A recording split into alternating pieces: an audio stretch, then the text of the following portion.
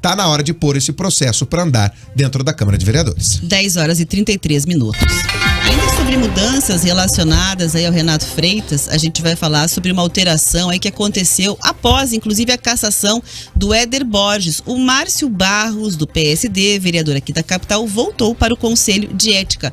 O Márcio Barros é aquele vereador que tinha se afastado depois do vazamento de um áudio em que ele fazia contas, digamos assim, né, sobre a quantidade de vereadores do Conselho que estavam apoiando o andamento da cassação de Renato Freitas do PT. Então, o Éder Borges, que propôs, inclusive, né, a questão da cassação do Renato Freitas, acabou perdendo o cargo de vereador antes, porque foi condenado na justiça por difamação sem possibilidade de recurso, e é isso que determina a lei orgânica do município, a Constituição. Então, acabou por uma decisão da presidência e da mesa diretora da Câmara saindo do cargo, e agora o Márcio Barros volta para compor, então, o Conselho de Ética da Casa, né?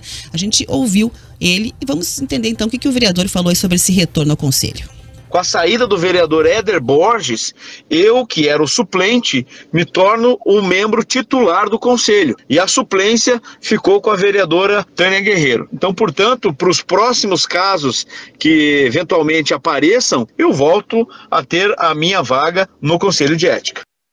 Além de Barros, os integrantes que fazem parte do Conselho de Ética são Dalton Borba, do PDT, o Denian Couto, do Podemos, a Indiara Barbosa, do Novo, Maria Letícia, do PV, a Noemia Rocha, do MDB, o pastor Marciano Alves, do Republicanos, o Sidney Tualdo, do Patriota e Toninho da Farmácia, do DEM. E mesmo com a alteração na composição, só para a gente lembrar, a época em que a situação do Renato Freitas foi avaliada por este Conselho, só 2 pessoas acabaram defendendo que ele tivesse ou punições menores ou então que não tivesse nenhuma, que foi o caso do Dalton Borba e da Maria Letícia, que votou sozinha por absolvê-lo de qualquer responsabilização. Iva, será que de fato, quando esse processo andar, ainda há condições do Renato Freitas se manter na Câmara de Vereadores? Porque um mal-estar gera essa situação toda, pelo menos, né? E é isso que está irritando os vereadores. Toda essa discussão dele na justiça, ele ganhar daqui, ganhar de lá, a juíza dar mais prazo, pedir mais coisa, tá deixando os vereadores irritados porque eles são cobrados nas suas bases. Uai, o eleitor dos vereadores, ele cobra. E aí? O que é que vocês vão votar? Vão votar logo? Virou pizza? Não virou pizza? Ainda o desenho interno na Câmara é cassação. É o que corre nos bastidores. E o Renato Freitas sabe disso.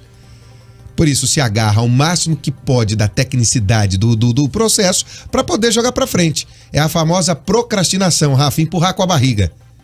Empurra com a barriga, vai que esquece.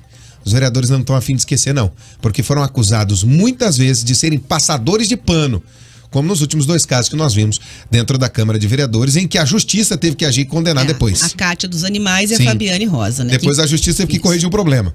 Inclusive ganhou uma pena de mais de 40 anos, né? Por suspeita de rachadinha. Os vereadores, numa época em que muitos vão ser candidatos, eles querem resolver antes de sair para as candidaturas.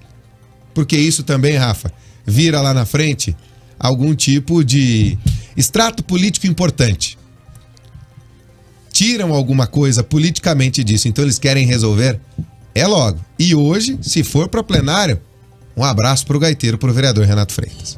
Muito bem, agora 10 horas e 36 minutos.